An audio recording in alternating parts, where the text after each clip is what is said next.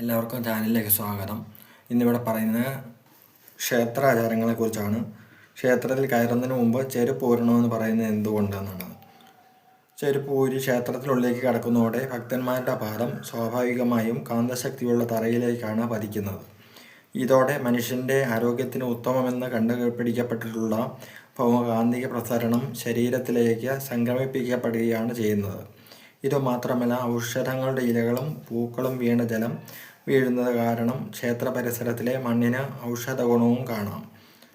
ചെരുപ്പ് ഉപേക്ഷിച്ച് ഈശ്വര ദർശനം നടത്തിയാൽ തന്നെ ഇതിലൂടെ ആധുനിക ശാസ്ത്രം പറയുന്ന രീതിയിലുള്ള മാഗ്നറ്റിക് തെറാപ്പിയും നടക്കുന്നു.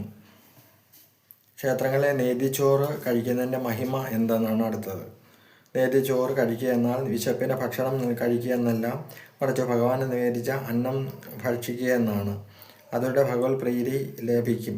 ക്ഷേത്രത്തിൽ ഭഗവാന് നിവേദിക്കുന്ന അന്നത്തിന് പ്രത്യേകതകൾ നിരവധിയാണ്. നേദ്യച്ചോറിനെടുക്കുന്ന അരിയുടെ പ്രത്യേകത എന്തെന്നാൽ ഉണക്കി കുത്തിയ തവിട് കളയാത്ത അരിയായിരിക്കും അത്. അതിനാൽ അതിൽ നിന്നും ഗുണങ്ങൾ ഒന്നും തന്നെ നഷ്ടപ്പെട്ടിട്ടുണ്ടാവില്ല. കൂടാതെ അമ്പലത്തിൽ നേദ്യച്ചോറ് തയ്യാറാക്കുന്നതും പ്രത്യേക പാത്രത്തിലാണ്. ഓട്ടുരുളിലായിരിക്കും അത് തയ്യാറാക്കുന്നത്. അലുമിനിയം പാത്രം പോലെ അപകടം തെളിയിച്ചുള്ളതല്ല ഓട്. അതുകൊണ്ട് ആരോഗ്യത്തിന് അതൊരിക്കലും ദോഷം വരുത്തുന്നുമില്ല. നേദ്യം ഇളക്കുന്ന ചട്ടുകമാകട്ടെ കമ്പോ ഇരുമ്പോ ഓടോ ആയിരിക്കും. രണ്ടായാലും തെറ്റില്ല.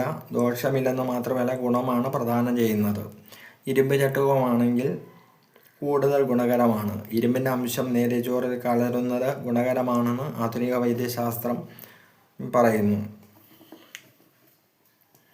അടുത്തായിട്ട് ശ്രീകോവിലിനുള്ളിൽ നോക്കി പ്രാർത്ഥിച്ചു മടങ്ങണമെന്ന് പറയുന്നത് എന്തുകൊണ്ട്. ശ്രീകോവിലിനുള്ളിലെ ദേവബിംബത്തിൽ നോക്കി നിന്ന് പ്രാർത്ഥിച്ചാൽ മനസ്സിലെ ഭാരമെല്ലാം ഇറക്കി വെച്ച പ്രതീതിയാണ് ഭക്തനുണ്ടാകുക. ആധുനികത ഏറെ ക്ഷേത്രങ്ങളും എത്തിയിട്ടും വൈദ്യദീപങ്ങൾ സാധാരണ കേരളത്തിലെ ഒരു ശ്രീകോവിലിനുള്ളിലും കടത്തിവിട്ടിട്ടില്ല. മറിച്ച് എവിടെയെങ്കിലും അങ്ങനെ ചെയ്തിട്ടുണ്ടെങ്കിൽ യുക്തിയെയും ശാസ്ത്രത്തെയും മറികടക്കലാണ് അതുവഴി ചെയ്തിരിക്കുന്നതെന്ന് മനസ്സിലാക്കണം. ശ്രീകോവിലിനുള്ളിലിരിക്കുന്ന ദേവവിഗ്രഹത്തെ എണ്ണയൊഴിച്ച് വിളക്കുകൾ കത്തിച്ചാണ് പ്രകാശിപ്പിക്കേണ്ടത്.